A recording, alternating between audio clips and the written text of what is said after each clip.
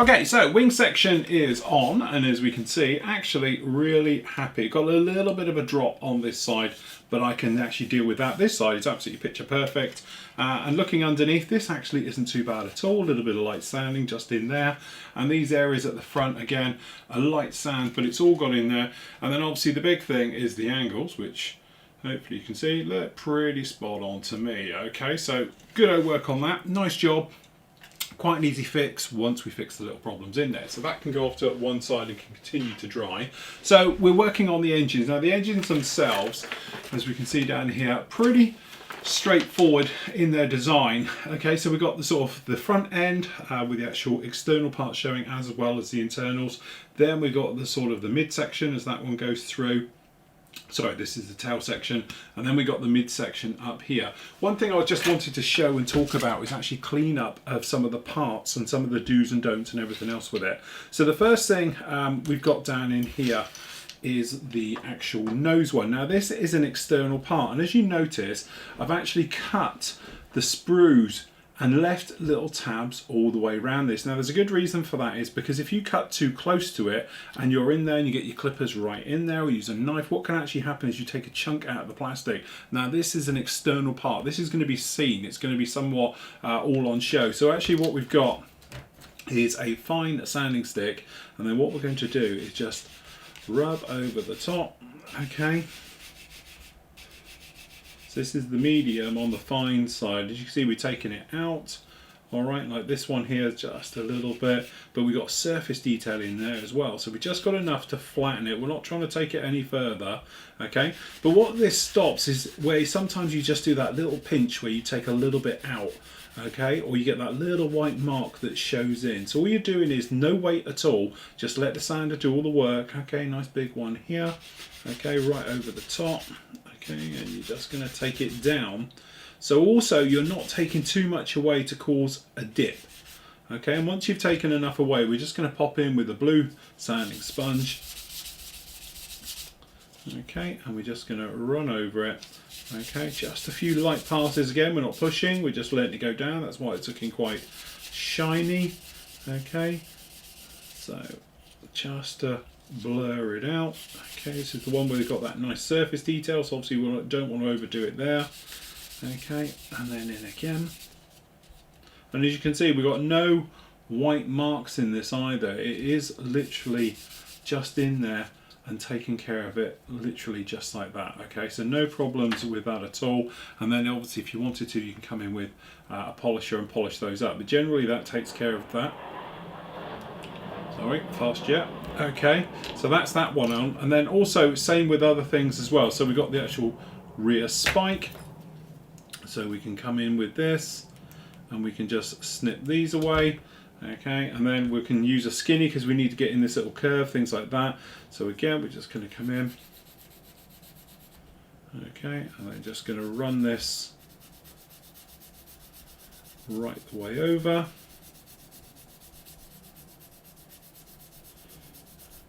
Okay, just out both sides.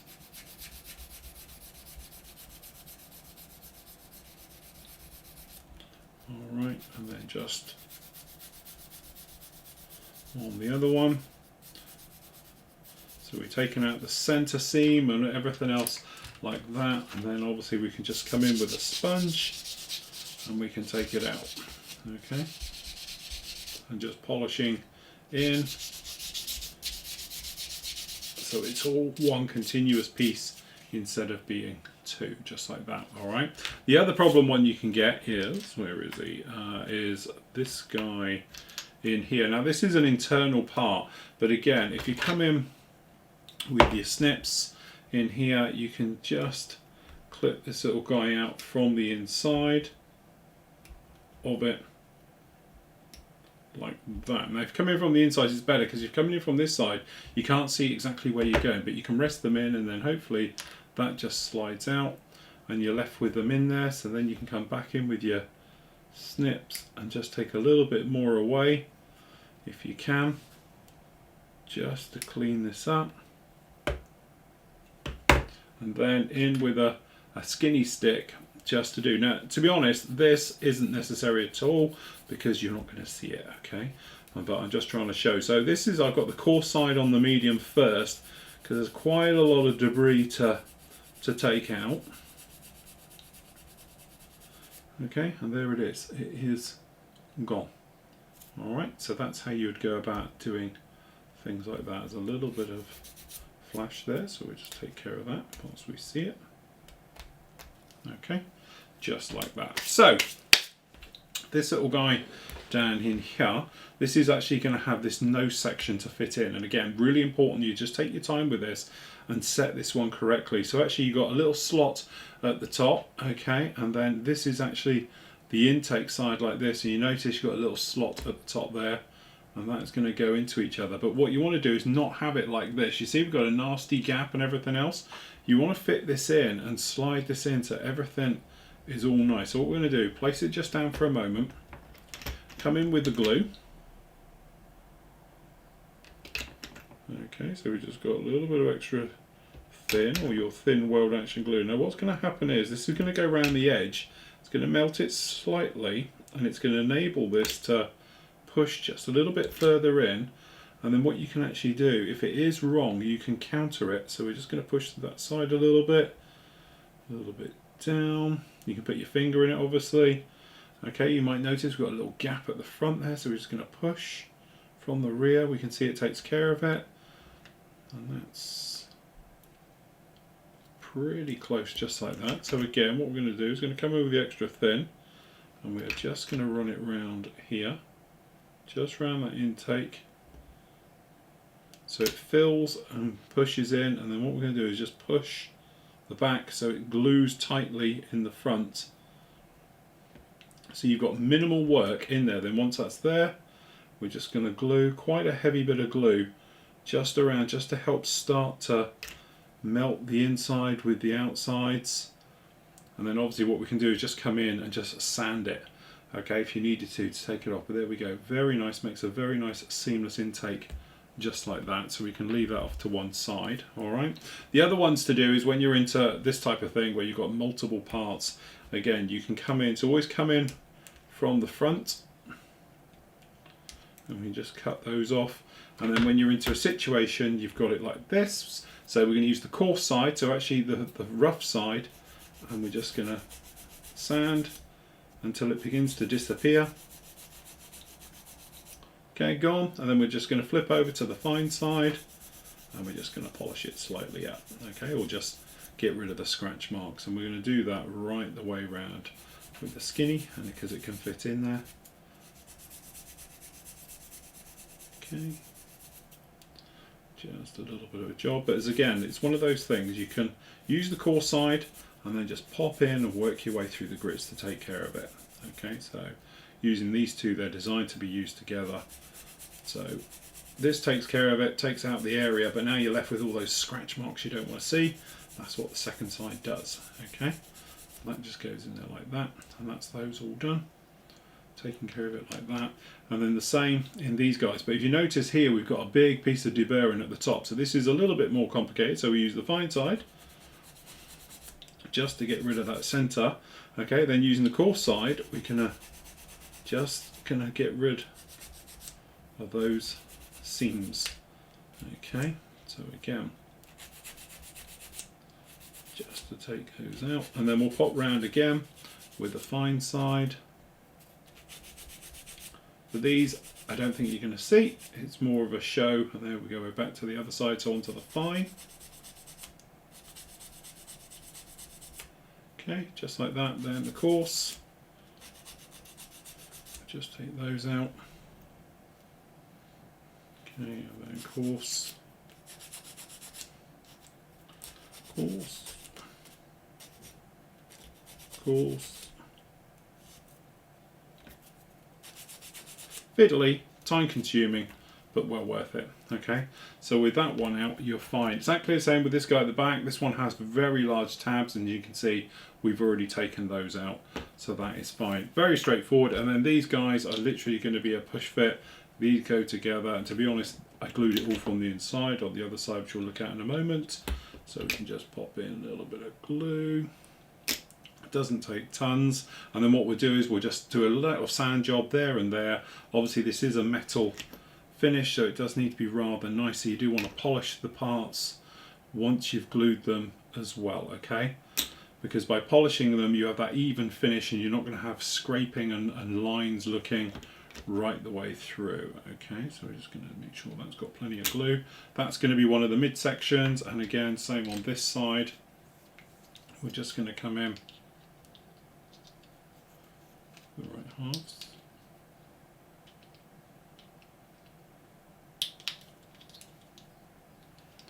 Okay. Again, not exactly brilliant, so plenty of glue. When it's not looking like a good join, just I would use lots of glue, and then it all sort of melts and pushes into each other, and then you can go around afterwards and you can sand it, fill, or whatever is required. But these have no internals at all, okay? You're not going to see anything down in there. Alright, so that one is done. This back end is going to come and be a push foot into here. There is a key, so it only goes one way, so you've got a tiny little tab. Okay, so if it doesn't push all the way back, and then again, there's plenty of glue, and we're going to weld all of this up. And again, by giving it a little bit of a push, you can then just blend it all together. But you need plenty of glue in here to sort of get this going, okay? So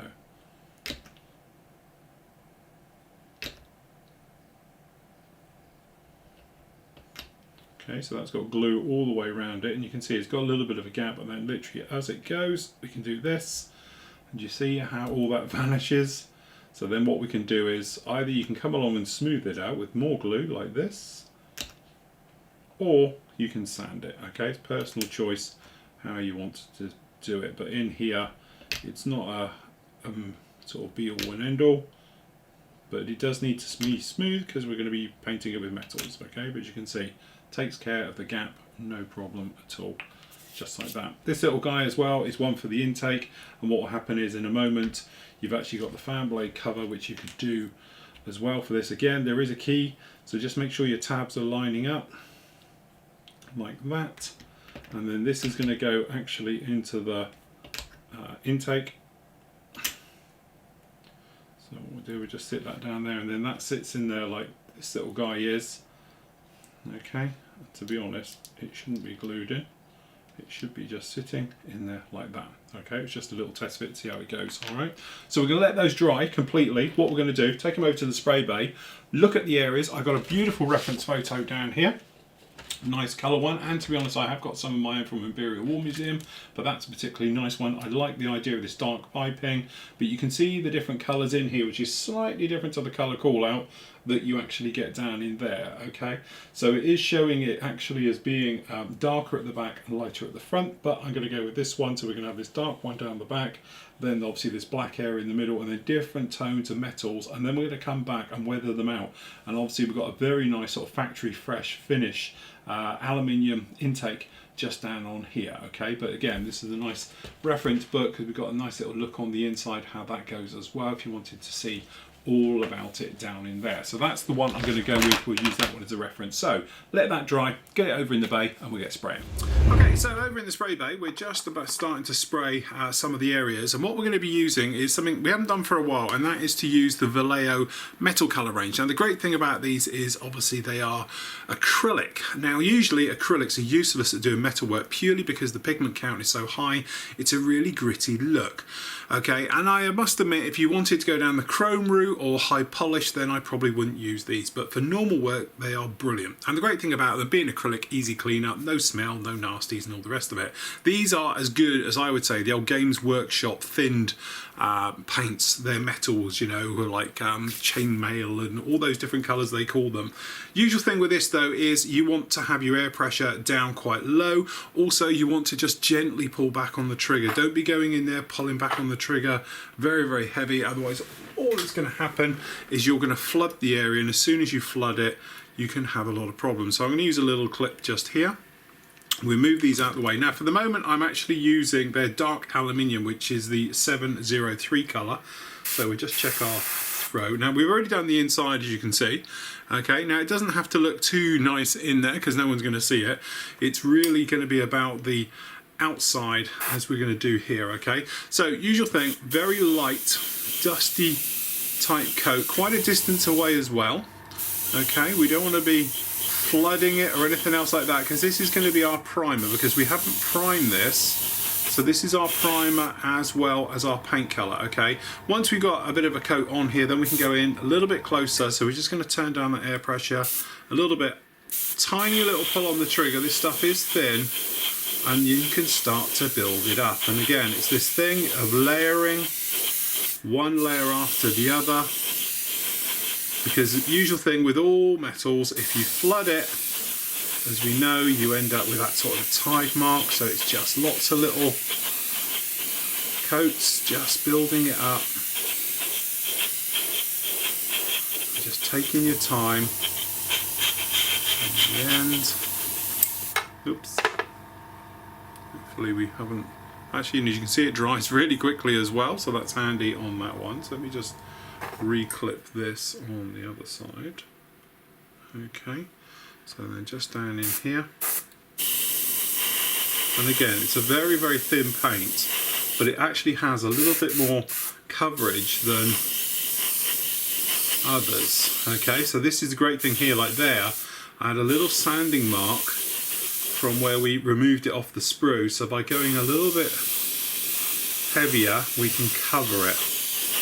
And again, I'm saying it's not going to be a chrome finish, but for what we need, that is absolutely fantastic. So very happy with that. So we just release that there. Okay, and then the same with the other bits. Now some of these hopefully we'll be able to grab from the insides, maybe, or there we go.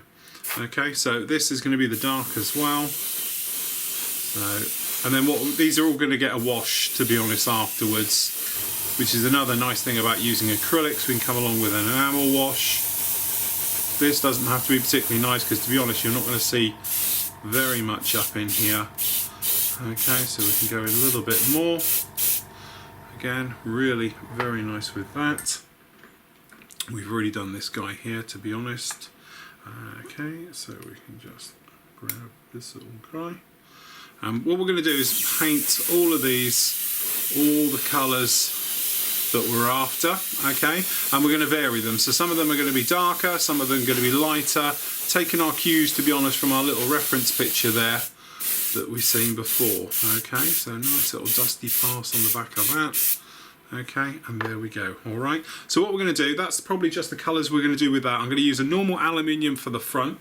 Okay, so down for these at the front here, they're going to just be an aluminium colour. All right, and then the darker towards the rear, these mid bodies, we're probably going to use the dull aluminium in that area. And then again, we can use washes and filter type techniques to change the colours, to weather them in and give them a more natural look. For the moment, we just want that normal engine type thing to start going. The last bit up obviously will be these guys. Actually, these collars here are just going to be flat black. Okay, so what we can do, flat black, and then by the time they have an oil wash, they look a little bit more oily and satiny and things like that. Okay, so change of colour, and we get the rest of these bits sprayed, then we get back on the bench to put them together. Okay, so we're back over, and generally looking at that paintwork, I think you'll agree, when you look at, actually it's not too bad, depending on the finish you want as well, like we got down in here. Really nice, and you can probably see in here it's very, very shiny if the light catches it correctly. It's almost like a chrome finish inside there. It's really very, very nice indeed. So no problems with using their paints, as always, been working very, very well. But, and this is where the but comes in, because there's always one, when you're using any type of metal paint, it's going to be extremely thin. Okay, and this is one thing I sort of did deliberately to show you, which is quite nice. Okay, if you don't polish the plastic part and you're doing a metal finish, you're going to have a problem. So this generally is really very, very nice indeed. You might see though, you can see it just there. That's a sprue tab mark still showing through, and that's why it's really important that you polish the part or prime it before you put down a metal coat. The other thing as well, as you can see, that's actually not too bad, all of that, but let me show you one which wasn't polished at all and was just sanded, and hopefully you can see there, if we catch this in the light, you see that looks like a thumbprint. That's actually a sanding mark, and there is another one just there. Okay, it's difficult to see on camera because the camera loves to reflect, but there we go, you can see it just there, and you can see there, as you see, it's all on those all the way around. Yet this guy here was polished, as you can see, it doesn't have them. All right, so always be mindful that if you're going to be then going in and technically laying down silver metallic paints, you do need to take care of it. Now this doesn't matter because, to be honest, it's going to have primer later on and it's going to be painted normal colours. It's either going to be black on the bottom or it's going to be camo on the top, so it's an external part. But I just wanted to show you the importance when dealing with metal parts, as you can see. Otherwise you're going to end up with a situation around where things are going to show through, and as I say, it's nothing worse than, you know, you think you've done a nice job, it's nice and smooth, but lo and behold, you've got this thing that looks like a fingerprint. It's not a fingerprint, it's actually a sanding mark, okay, from just where we sanded it. It looked fine in plastic, but if you don't polish, you're going to have those. Okay, so this going together is pretty straightforward. We've already done a few of them. So in here, these are actually a push fit. This is the intake shock cone and first stage compressor, and to be honest, that's a nice fit just down in there, and it fits in there, no problem at all. Now we haven't glued it yet. You could give it a wash if you wanted to, or various things. All right, then down on these parts, we've already got one done here, so I can see we have the first part. All right, is going to be this one. Then we've got the ring, which in my case we did in the aluminium color. Okay, so that is going to go something like, it's got a little tab just down at the bottom, you've got a tab just in here. They're going to tab together and then push in. Okay, and then what you can do, come along, and then with all metal finishes, you don't overglue it. If you overglue it, you're going to have problems. So literally it's capillary action, touch and flow, and then leave it. Okay, so just a few drops like that in there, that's great. Okay, then you got the next section, and then again we are looking, it's just a little bit longer, the section that joins the body from the rest of it, but we've got a little tab underneath there, that's going to go to this one here, and then again we're just going to marry those two up. Okay, we can just pop that in. And to be honest, as you can see, it holds its weight, but if you can get in there with a longer brush or something, it's always nicer to glue from the inside, because you're not going to get any runs of glue, and we all know that glue doesn't particularly like metallic parts because it has a habit of spoiling your finish. Okay, so there we go, that one is on just like that. Okay, now the rear, we got the little drum down here. We've already glued in the little shock at the back there. You see that beautiful finish on that, isn't it? Okay, and then same thing again. And what's nice here, if you notice, there's a little tiny pokey tab, which is great because you can see where it goes in. You can do it from this way, but it's nice just to drop that in. Now on here, again, you don't want to ruin that finish, so we'll show you. We're just going to come in, we've got the glue on the brush, and we're just going to touch and let the capillary action go around and do everything. Okay, and then again we'll pick out some little points, so we're just going to go in here. You might see it just sped off around.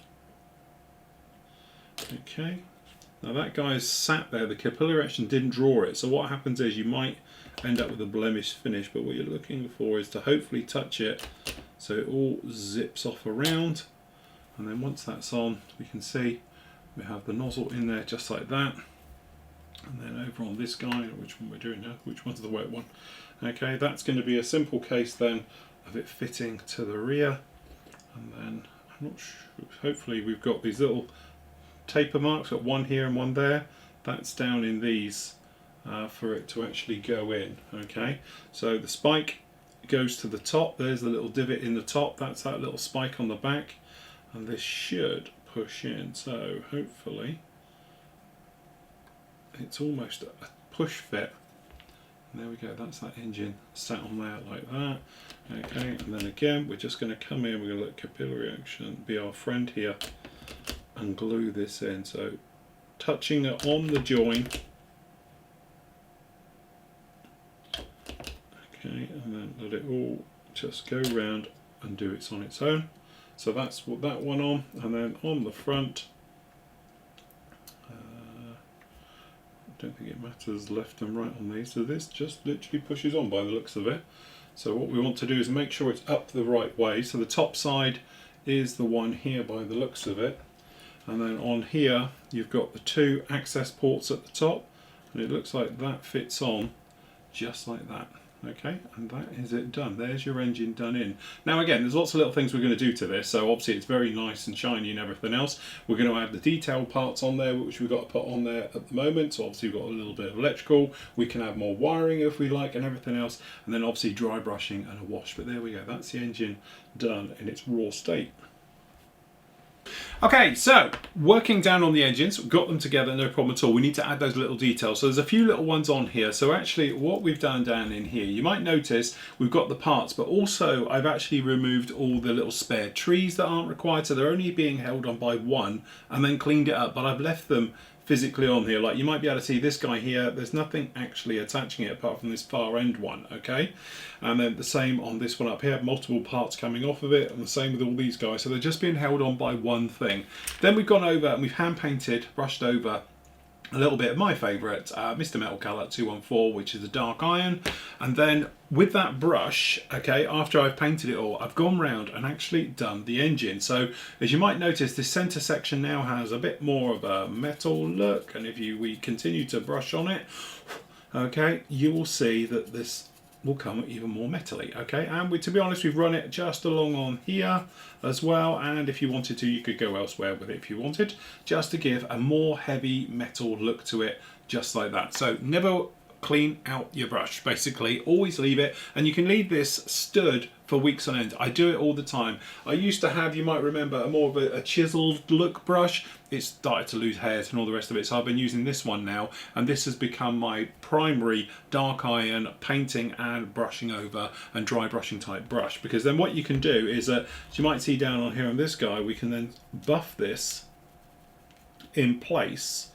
And the thing is, buffing all these things, they can be quite messy, so it's easier to do them now than it is when they're actually on the part sometimes. And also it'll take off a little bit of this away, so you don't have to get too messy with it in situ. Okay, so down on here, we can just brush on these, okay, right the way as they sit. Okay, it's just a little bit easier. So once that's done, we can then remove them off the sprue gates just with the last little snips of things. Okay, and then you can obviously go around if you needed to and touch in the area which is got a little bit of plastic showing through. Okay, so that's these guys, but with a good pair of snips you should be able to get in quite close. But like little example, you see there, he's got a little mark on there. That's something we could get rid of a little bit later. Okay, so putting this one together, to be honest, I've already done the other side, so I've seen a couple of things to make things easier. This guy up here, what you can do is put a little bit of glue just down in this little square hole. Okay, and then add this one to it, purely because it does have a top and a bottom. Trying to put it in when it's in situ is a little bit tricky. Okay, so that just fits in there like that. Okay, and then what happens is, if I can find the top, all of this is going to lean to the top half. You've actually got like a key underneath, so you can pre-glue down in this hole, just down in here. So good generous lump of glue in there, and the little bits each side, and these little ones each side of this, and this is the part is going to fit right over the top. Okay, so we can just fit that in, and that sits in there, and once it's in, it actually sort of clicks in, and it's a nice firm fit. But putting this one in afterwards is a little bit of a problem, so put it in first. That takes care of that. Then next up, we've got this little guy down on here. So again, we just pre-do the area, and then the one that looks like two boxes, it has a pin that fits over, and then again just under here a little bit more glue. Okay, that's that one on just like that. Then, to be honest, it's easier to put, I think this one may be on top first. So again, a little bit of glue each side. We've got this little guy, it's going to fit on top just here. Okay, and make sure he's sat correctly, otherwise he tends to lean back a little bit, so don't let him slide too far forward. Okay, so that's on there like that. And then last up is this little long guy. Okay, so what I did with the other section is we just came in, generous dollop of glue or two there. Okay, and then the 3 little feet, fit in those just like that. Okay, then you might notice it sort of comes down and around, and that is because if we put a little bit of glue under this and pre-glue this guy, this actually will then come along and fit just down on here. And last time it stuck a lot quicker and easier without making any mess whatsoever. This one has moved. Okay, and that fits in there literally like that. As long as that's in there at the top.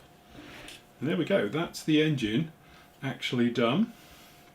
Here's the other one.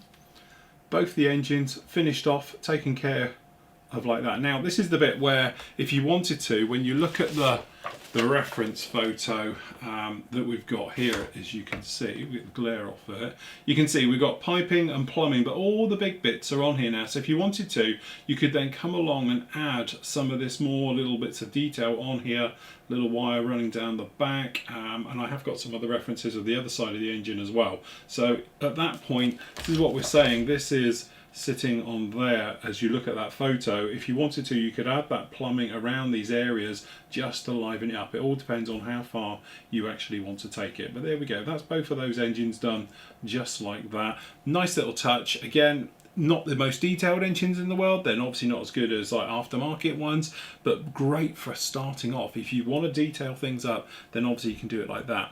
Only downside is then when we move on to here, we've got big ejector pin marks in here, which we're going to have to take out. So that will be a case of getting in here with a skinny stick, probably a fine one on the coarse side, and all we're going to do is just going to come in with these and sand these out a little bit just to take them down. You could fill them if you wanted to, but I think that'll be easier to sand out. Once they've been sanded out like that, what we can actually do is get them painted up with the internal colour, fit those into it, and then we probably think about fitting them onto the wing section itself.